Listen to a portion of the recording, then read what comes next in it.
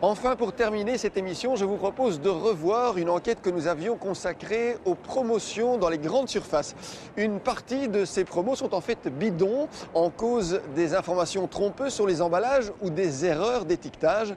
Alors, promo en grande surface, le grand bazar, voici l'enquête de Fabrice Lestarki et Olivier Badard.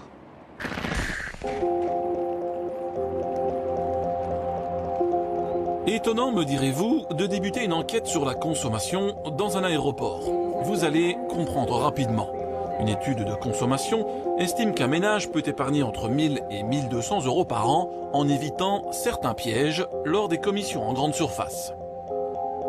Cet après-midi, nous nous offrons un city trip vers l'Italie grâce aux économies réalisées lors de notre enquête.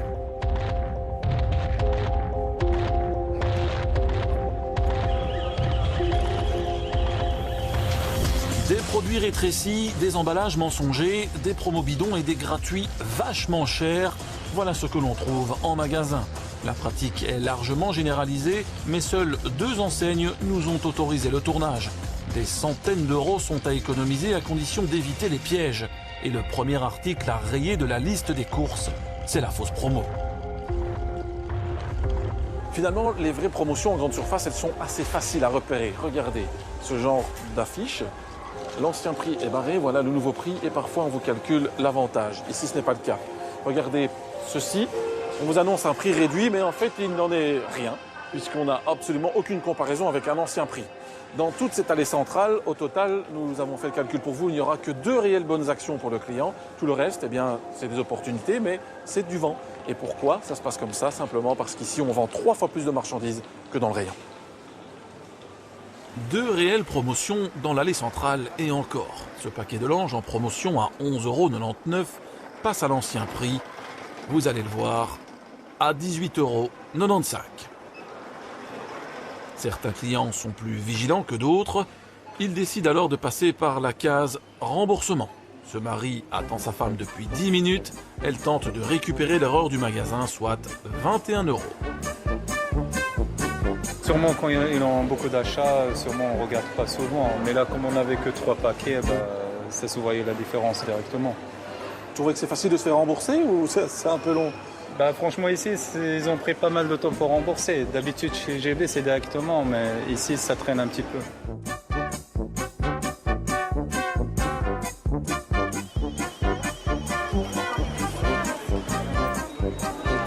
Il a fallu courir d'une caisse à l'autre parce que le scanning n'allait pas. Donc les prix au départ n'étaient pas affichés. On a dû attendre pour les langes qui passaient à 18,95 € au lieu de 11,95 €. À l'accueil, on m'a dit si, mais il faut aller à la chef caissière. Donc je suis retournée à la chef caissière qui, elle, m'a dit si, mais ma caisse ne va pas, donc il faut aller à l'accueil. À l'accueil, on nous a remboursé, on est retourné à une caisse. En somme, vous êtes donc toujours gagnant. Gagnant à condition de bien vérifier tous les prix. Nous l'avons fait et voici déjà 7 € pour notre prochain voyage. Le début d'une très longue série, croyez-nous. Vous scannez souvent vos articles comme ça? Il vaut mieux. Pourquoi? Qu'il y a. Vous en décelez souvent? Oh, pas un petit peu. C'est dans quel genre? L'erreur dans les prix. C'est la même chose. C'est la même chose. Ça passait à 17. C'est le même prix en fait. On va aller rechercher l'autre. Il y a quelque chose qui est annoncé, comme tous ces petits papiers là, avec un prix et on ne regarde pas la date jusqu'à laquelle c'est valable. Donc quand on est à la caisse, effectivement, ça passe au prix du jour et pas au prix qui est annoncé. Le seul problème, ce sont les étiquettes qui ne sont pas enlevées de la semaine avant. Ah, c'est ça. Voilà, il y a juste le hic qu'on prend et puis alors après il faut revenir parce que... Ça trompe un peu le client quand même. Voilà, ça. un petit peu. À votre avis, c'est intentionnel? On l'a laissé pour que le client paye un peu plus ou... Je viens le mardi, moi, c'est juste le premier jour des pubs, donc... Le doute est permis, en effet. Pour se forger une opinion et faire le tour des pièges tendus, nous nous sommes adjoints les services de 2 grands spécialistes. Robert Rémy était expert pour test achat, autant dire que les entourloupes des grandes surfaces, il les repère en un temps record. Lionel Mauguin est rédacteur à Paris pour le magazine 60 millions de consommateurs. Ces enquêtes dans les grandes surfaces font toujours beaucoup de bruit, forçant même parfois les autorités à réagir. Ne soyons pas naïfs rien n'est gratuit. C'est surtout le fruit de mesquinerie marketing, d'essayer de vous entourlouper. Ça peut donner l'impression, je fais une bonne affaire. C'est du bluff. Et en voilà un bel exemple de bluff. Ces capsules vaisselle promo de Gogo, affichées 9,99 € mais vendues au prix barré de 12,89 €. L'étiquette attire, mais surtout, elle trompe le client.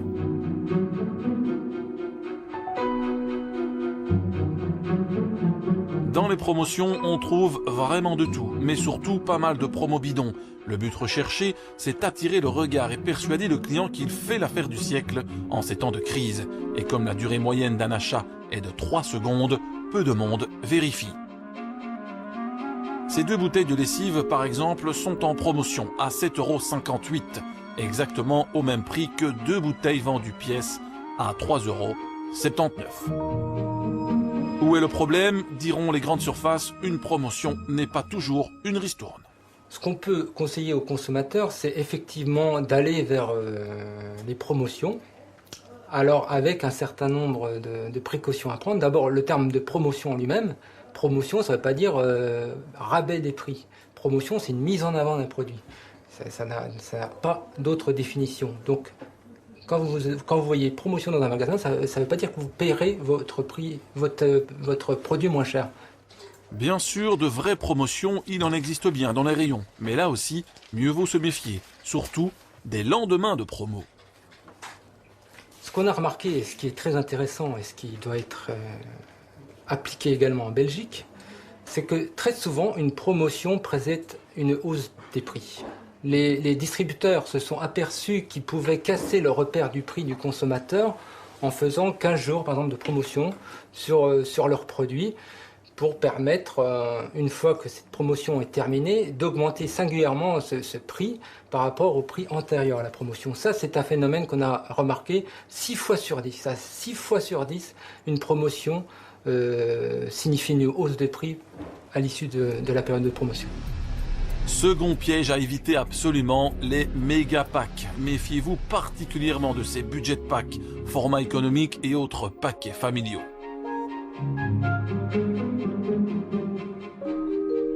Nous retrouvons nos amis de chez Dreft avec une double surprise, rien que pour vous. D'abord, le flacon classique, affiché 1500 ml, et ensuite un gigapack censé être plus grand. Surprise, 1400 ml, c'est 100 ml de moins. Mais l'autre surprise est de taille. Regardez, lorsque l'on scanne le flacon de 1500 ml, on affiche un prix de 3,89 €. Et pour 100 ml de moins, on est à 4,99 €. Donc le super gigapack 100 ml de moins, vous allez le payer 1 € de plus. Et les exemples de filouterie sont vraiment partout. Regardez par exemple ce budget pack de 8 yaourts. Affichons d'abord le prix d'un paquet de 4 yaourts identiques pour pouvoir comparer. 1,79 €. Le prix normal pour 8 yaourts serait donc de 3,58 €. Quel est le prix super intéressant de notre budget pack? 4,05 €, soit 47 centimes de plus que le prix normal. Sur le paquet, des euros sont bien dessinés, mais il n'est pas dit qu'ils tombent forcément dans votre portefeuille. Très étrange, cette histoire de format économique.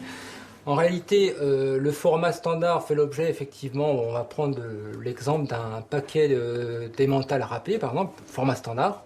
Vous avez tel prix chez une enseigne et tel prix chez l'autre enseigne. Elles se tirent la bourre, elles se font concurrence, c'est le même prix, donc elles sont au ras des pâquerettes. Seulement, le format économique qu'on peut trouver dans la première enseigne sera au kilo plus cher parce que ce format économique ne fait pas l'objet d'une concurrence avec l'autre enseigne. Donc c'est ce qui explique cette absurdité que le format économique est plus cher au kilo. Vous ne jetteriez tout de même pas l'argent par les fenêtres ou directement à la poubelle. Les grands formats, pourtant, c'est prouvé, y contribuent. En vous vendant le produit ou l'emballage familial ou le big pack ou que sais-je, forcément, au lieu d'acheter 6 raviers de yaourt, vous allez peut-être en acheter 10. Et manifestement, du point de vue économique, pour le distributeur, il vous aura fourgué 10 échantillons, alors que peut-être 4 ou 6 étaient suffisants. Et éventuellement, ces quelques échantillons en plus que vous aurez achetés, vous vous rendrez compte peut-être quelques jours plus tard que la date de péremption est dépassée dans le réfrigérateur et que vous devez tout simplement les mettre à la poubelle. vous allez voir arriver chez vous ce qu'on a aujourd'hui, une sorte de phénomène qui est assez récent, hein, d'énormes volumes. Par exemple, l'enseigne Cora organise sur ses parkings des ventes de conditionnement de papier toilette par 50 par exemple, ou des paquets de café par 30 ou 40. Tout ça pour dire, ben voilà, l'idée est plus vous achetez, moins c'est cher. Donc ça, il faut l'aborder avec grande vigilance. Troisième grande esbrouffe des hypermarchés, les gratuits. Ne prenez jamais ces cadeaux pour argent comptant. Un exemple avec ces 16 pots de yaourt. Une belle offre puisque 4 pots sont gratuits. La comparaison avec le paquet de 8 unités s'avère impossible dans le rayon puisque nous ne trouvons pas l'étiquette du prix promo pack. Une absence de prix rencontrée à plusieurs reprises lors de notre enquête et qui bien sûr facilite l'entourloupe. Pour comparer les prix, il faut une fois de plus se rendre à la bien nommée borne de contrôle. Prix de nos 8 yaourts, 2,79 €. Pour notre paquet promotionnel, le prix calculé devrait être de 4,17 €. À la borne, ce sera 6,22 €, soit des gratuits qui coûtent plus de 2 €. Là, on dit bravo. Qui dit mieux? Eh bien, au hasard, c'est produits de lessive. L'unité coûte 7,99 €, donc pour ce paquet de 3, dont un gratuit, on peut s'attendre à payer 16 €. C'est raté. On paiera en réalité 19,98 €, soit le flacon gratuit aujourd'hui, rien que pour vous, à 4 €. Voici encore un exemple de gratuit qui ne l'est pas vraiment. Avec ce lait de croissance, vous achetez 5 bouteilles, on vous en offre une. Sauf que, regardez, le prix à l'unité pour une bouteille est de 1,75 €. Faisons le calcul rapide. 5 bouteilles, puisque vous n'en payez que 5, fois 1,75 €, ça fait 8,75 €. Et maintenant, on va scanner le pack avec le gratuit dedans. 9,95 € le paquet de 6. Donc, cette bouteille-là, soi-disant gratuite, vous allez la payer 1,20 €.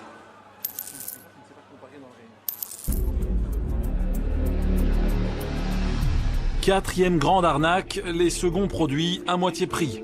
Au cours de notre enquête, jamais nous n'avons vu un article du genre qui respectait l'avantage annoncé.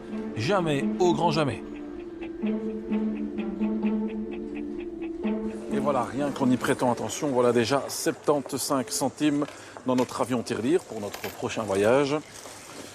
Allez, il faut encore la remplir un peu. On est parti pour d'autres trouvailles. Et notre avion sera très rapidement en surcharge tant les exemples vont se succéder.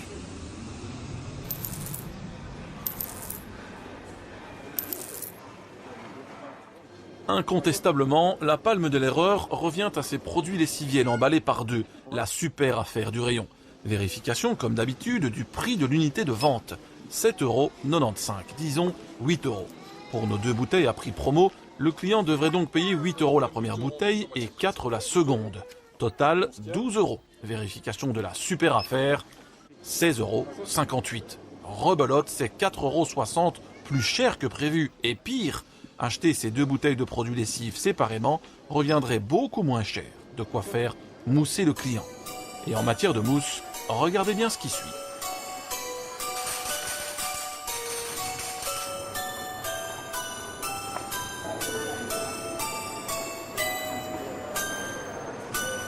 Lequel est le moins cher? Des Froggy, les Dreyf, Palmolive, Perpet et le Cora au milieu. Lequel est le moins cher? Le moins cher. Ultra Cora. Ultra Cora, oui. Ultra Cora, celui-là le moins cher? Ouais. En fait, c'est le plus cher. C'est vrai? Je savais pas ça. Ou lequel devrait être le moins cher? Devrait, celui-là? Ouais. Et en fait, c'est le plus cher. C'est vrai? Ouais. C'est le plus cher. Évidemment, dans l'esprit de chaque consommateur, les marques liées aux grandes surfaces sont toujours moins chères. Inutile de vérifier. Les surprises pourtant ne sont pas rares. Dans le rayon liquide vaisselle, notre produit Cora est affiché à 1,45 €, alors que pour les autres marques, c'est entre 2 et 4 €. En comparant le prix au litre et non les prix des produits, on se rend compte que la marque grande surface coûte 2,90 € le litre. Les autres grandes marques seront toutes moins chères. La comparaison des prix au litre ou au kilo, nos experts la conseillent vivement pour notre portefeuille.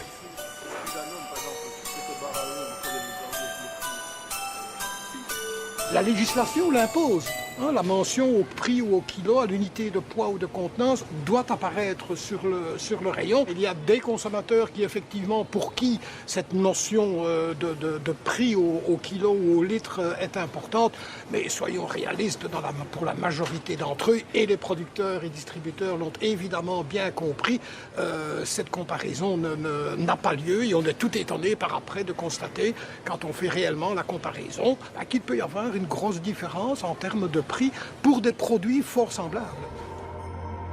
Le groupe Carrefour a accepté de nous rencontrer pour évoquer ces erreurs de prix. Des erreurs pour Carrefour qui sont inévitables et largement justifiées. On veut à tout prix éviter bien sûr des erreurs d'étiquetage, c'est pas toujours facile, mais on conseille toujours le client de bien regarder aussi. C'est pas évident, mais avec la technique et la mécanique qui est derrière, il se peut qu'à un certain moment, il y a un packaging de promotion en magasin à côté d'un packaging régulier, mais comme la promotion est terminée, le régulier est baissé. Nous, on va faire de notre mieux pour bien adapter et assurer que le bon prix est bien affiché pour le bon produit, mais une erreur est toujours possible. Ce que la responsable ne dit pas, c'est que pour assurer les marges bénéficiaires, les grandes surfaces appliquent un coefficient multiplicateur sur les prix, ce qui aboutit inévitablement à des prix erronés. Ensuite, qu'il existe un logiciel utilisé par certains qui alerte le personnel des anomalies rencontrées au démarrage d'une campagne de promo. Si les grandes marques semblent bien s'en sortir, ne croyez pas qu'elles n'essayent pas, elles aussi, de gonfler leurs marges bénéficiaires. À votre insu, bien entendu. Depuis quelque temps, un étrange phénomène de rétrécissement des volumes a envahi les rayons. Diminuer les volumes, on appelle ça le downsizing. Un bon downsizing obéit à 4 règles. D'abord, garder le format du produit et diminuer le contenant. Si ce n'est pas possible, changer très subtilement le format. Le client ne doit se douter de rien et penser qu'il achète un produit habituel. Étirer le produit, rétrécir sa base ou creuser son dos sont autant de trucs. Deuxième action, dissimuler le nouveau volume en transférant l'indication vers l'arrière du produit. Enfin, placer le produit rétréci au milieu des autres volumes plus conventionnels. Attention aux têtes de gondole affublées d'un large bandeau publicitaire, elles vous mènent en bateau en dissimulant la supercherie. Après la théorie, la pratique. Voici le type de bandeau qui empêche de voir la base des produits diminués. L'harmonie visuelle est parfaite et pourtant dans ce rayonnage, on trouve des tas de contenances différentes. Difficile de comparer les bouteilles. Et pour que le trompe-l'œil soit parfait, l'étiquette des plus petites bouteilles présentera une goutte de produit vaisselle stylisé plus grande. Nous avons contacté Dreft pour comprendre sa stratégie, pas d'interview, mais un courriel. La marque Dreft du groupe Procter & Gamble n'a pas modifié les tailles de ses bouteilles. 2 catégories, les produits classiques proposés en bouteilles de 625 ml, 1 litre 100 et 1 litre et demi, et les produits premium, extra hygiène et soft and clean proposés en bouteilles de 750 ml. Pas de downsizing selon Dreft et pourtant, on nous parle d'une catégorie soft and clean déclinée en seul format de 750 ml. Voici pourtant un produit de la gamme trouvé en 750 ml et en 650 ml. Les formats sont très proches du downsizing par excellence, avec en prime une très belle surprise. La preuve qu'il vaut mieux vérifier chaque prix lors de ses courses, même si c'est vrai, c'est quasiment impossible, et les grandes surfaces le savent très bien. Avec ce produit de vaisselle, la grande bouteille de 750 ml est affichée à 2,89 €. Sa petite sœur de 650 ml, elle coûte 3,89 €. C'est 1 € de plus pour 100 ml de moins. Allez hop, encore 1 € dans la tirelire. Imaginons que Dreft vende 1 million de ce genre de bouteilles. Par rapport au prix affiché et tenant compte de la diminution de produits, le gain sera de 450 000 €. On comprend mieux l'intérêt pour les marques d'agir de la sorte. Historiquement, un des premiers exemples de downsizing fut les paquets de mouchoirs. Pour tout le monde, un paquet de mouchoirs est composé de 10 unités. Mais à bien y regarder, dans certaines marques, on est passé à 9, voire 8 mouchoirs. Et pour les enfants, c'est même devenu 7 mouchoirs aujourd'hui, car c'est bien connu, les petites têtes blondes se mouchent beaucoup moins que les adultes. Les exemples ne manquent pas. Ces célèbres chips, par exemple, ont perdu 15 grammes avec l'arrivée de la nouvelle gamme. La boîte, elle, n'a pas changé. Les produits ménagers ont particulièrement été soignés par le downsizing. C'est comme cela que l'on trouve, si l'on y passe un peu plus de 3 secondes, des contenants vraiment hors normes, tous destinés à vendre un peu moins de produits à l'insu de l'acheteur. Les emballages aussi vous mentent. L'emballage, c'est d'abord un support publicitaire où les marques vont présenter le produit sous son meilleur jour. L'origine des produits alimentaires, par exemple, joue fortement sur la confusion. Ces pizzas où l'on vous parle en italien sur la boîte sont par exemple produites en Allemagne. Pareil pour les saucissons de la Forêt Noire fabriqués en Tchéquie ou la feta authentique grecque de Nivelles.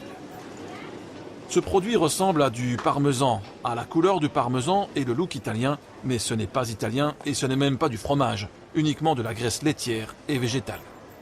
Attention aussi aux ingrédients présentés sur les paquets. Ces grizzini authentiques italiens ne contiennent aucune huile d'olive malgré la large présence d'olive sur le paquet.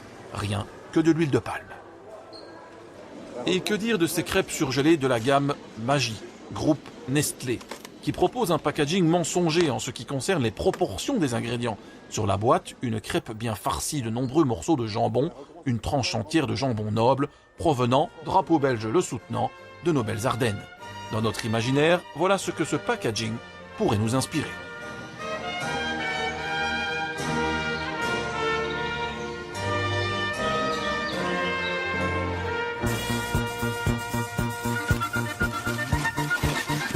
Dans la réalité, il en ira tout autrement. Pour en avoir le cœur net, nous décidons de cuire les 6 crêpes du paquet et d'isoler les morceaux de jambon.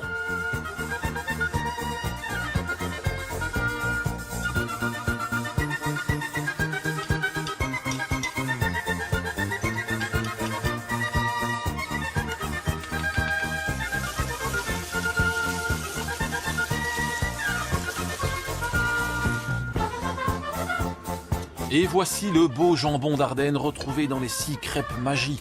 Beaucoup de gras et surtout très peu de matière, 6 grammes en tout, 1 gramme par crêpe. On est loin de la belle tranche entière montrée sur le paquet. Un tiers de tranche correspond à la réalité. Voici le paquet revu et corrigé. Nestlé nous apprend par courriel que la farce des crêpes contient en fait 5,9% de jambon d'Ardenne, 9,1% de bouquet des moines et 3,6% d'emmental. 5,9% de jambon d'Ardenne étrange. Sur le paquet, on lit pourtant bien 2,1% de jambon, ce qui correspond aux 6 grammes récoltés dans notre cuisine. Suite de la réponse, d'après Nestlé, le jambon d'Ardenne serait en 3e position des ingrédients par ordre d'importance. Sur le paquet, il est pourtant placé en 8e ingrédient. Moralité, Nestlé veut vraiment nous rouler dans la farine. L'exagération, le milieu du marketing et du packaging l'admet et même le préconise. Il n'empêche que chaque agence de communication ou de publicité place son curseur éthique plus ou moins loin. Dans cette agence wallonne, on crée de très nombreux emballages. Et justement, l'agence a travaillé dernièrement sur le packaging d'une gaufre bio fourrée au saumon et à la bolognaise. Contrairement aux crêpes Maggi, on a voulu rester ici dans le message vérité. Pour moi, cette vision un peu one-shot, j'ai du mal à la comprendre, pour être tout à fait honnête. Maintenant, je dis toujours, on embellit un petit peu, on va dire 10 ou 15% mieux, ça, ok, on peut l'assumer, mais plus, effectivement, ça devient du mensonge, et je crois que ça n'a pas de sens à moyen ou à long terme. Vous n'avez pas, voulu exagérer au niveau des ingrédients là-dessus? Elles sont dans le frigo, je peux les sortir, il n'y a pas de souci. Oui, parce que c'est les vrais qu'on a photographiés. Pas de mesurer qu'on n'a pas 10 tranches de saumon, par exemple, ou qu'il faut croire que ce serait du saumon à la gaufre plutôt qu'une gaufre au saumon. Non, c'est une gaufre au saumon. Et en l'occurrence, ici, il y a saumon et poireaux. Il y a un mélange. Maintenant, la proportion, elle est donnée derrière. Il y a 7,5% de saumon, donc voilà, c'est donné. Je pense qu'ici, sur l'image, on ne ment pas. On n'a pas rajouté des morceaux de saumon pour faire croire qu'il y en aurait plus. Je crois que ça correspond à la proportion. Preuve qu'une attitude éthique reste envisageable dans le métier. Et ce respect du client, on peut également le retrouver parfois dans certaines grandes surfaces. Lors de notre passage en France, nous en avons profité pour vérifier quelques prix parmi les plus grandes enseignes. Des erreurs, nous en avons trouvé bien sûr, mais nettement moins que chez nous. Dans ce magasin, nous sommes même ressortis complètement bredouilles.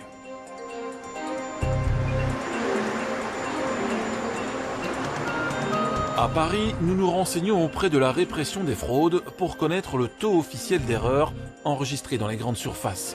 Le ministère n'accorde aucune interview sur le sujet, mais nous apprend que lors de ces opérations de contrôle, 10% d'anomalies sont constatées et sanctionnées.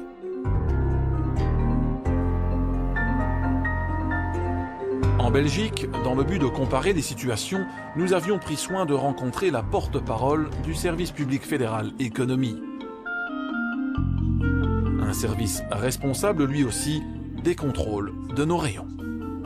Sur 2010, on a fait à peu près 32 000 contrôles et on est à plus ou moins 8 000 infractions. Donc ça fait 25% d'infractions. Alors parfois, c'est des petites choses au niveau du prix qui est mal indiqué ou mal affiché. Et on fait un avertissement et directement après l'avertissement, dans la plupart des cas, le prestataire règle le problème. 25% d'irrégularité contre 10 chez nos voisins français, c'est une énorme différence que notre journaliste parisien s'explique assez aisément. Quand vous remarquez par exemple une erreur de prix entre le prix affiché et le prix scanné en caisse, là, si vous le souhaitez, vous faites rembourser la différence ou vous obtenez un geste commercial de la grande surface. Si jamais la grande surface le refuse et maintient le prix scanné, eh bien vous appelez la direction de la répression des fraudes. Et puis ils n'hésiteront pas à faire une descente dans le magasin et à constater l'infraction et à aligner, à dresser un procès verbal. La solution peut-être pour la Belgique, ce serait de durcir la répression en cas d'erreur de prix, de durcir la législation éventuellement. Mais nous en France, de ce point de vue-là, on est bien sécurisé, on est bien protégé. Plus de répression, c'est une des solutions pour améliorer la situation, en effet. Une solution assez radicale, mais que certains spécialistes appellent vraiment de leur vœu, chez nous. Donc, si vraiment il y a une volonté politique et une volonté de défense du consommateur qui existe, eh bien, on peut intervenir déjà en termes de justice et faire cesser de telles pratiques, en tout cas les pratiques les plus arnaqueuses, si je puis dire, en la matière, et ça ne manque pas. Mais une autre solution existe, la prise du pouvoir par les consommateurs eux-mêmes. Le moment est opportun puisque les instances européennes mettent aujourd'hui en place toute une série d'outils à destination du citoyen. Dénoncer les erreurs, les entourloupes et faire valoir ses droits n'a jamais été aussi facile. La seule manière de lutter efficacement contre les arnaques, c'est vraiment d'informer et de conscientiser les consommateurs. Donc non seulement sur le fait qu'ils ont des droits, et aussi sur la manière de faire valoir leurs droits. Et donc à ce titre, on s'échange des bonnes pratiques entre États européens. Notamment, on est en train de travailler actuellement au SPF Economy sur un exemple qui nous a été présenté par les Pays-Bas, qui est un site internet qui reprend vraiment des tas de conseils très précis quand on a un problème. Voilà, j'ai eu tel problème, très spécifique, et tout est sur le site. Et vous avez même quasiment déjà une lettre type écrite pour vous plaindre ou pour adresser un courrier à un officiel. Sur plus de 300 produits, retrouvez-les dès à présent dans nos rayons. Le consommateur belge n'est pas un grand plaignant, pas encore. Avec des procédures de plainte simplifiées et des pouvoirs renforcés, les enseignes peu éthiques risquent de souffrir. Cette spécialiste du marketing, professeure au HEC, nous l'assure en tout cas. De par le fait que le cadre légal va être de plus en plus contraignant, de par le fait que les consommateurs sont de plus en plus exigeants et critiques, seules les entreprises performantes vont pouvoir survivre dans ce contexte. Et dès lors, les entreprises peu ou pas respectueuses des consommateurs ne pourront pas survivre dans ce contexte et donc vont devoir quitter le terrain. Il faut donc lancer un véritable mouvement de prise du pouvoir des consommateurs. Et nous avons décidé de le faire. Au terme de notre enquête, nous avons officiellement déposé plainte contre certaines marques et enseignes que nous estimons bien peu respectueuses. Au total de nos achats, nous avons réellement beaucoup économisé. De quoi se payer un très beau city trip. Nous avons choisi notre destination, ce sera Rimini, où bien sûr la vie est moins chère.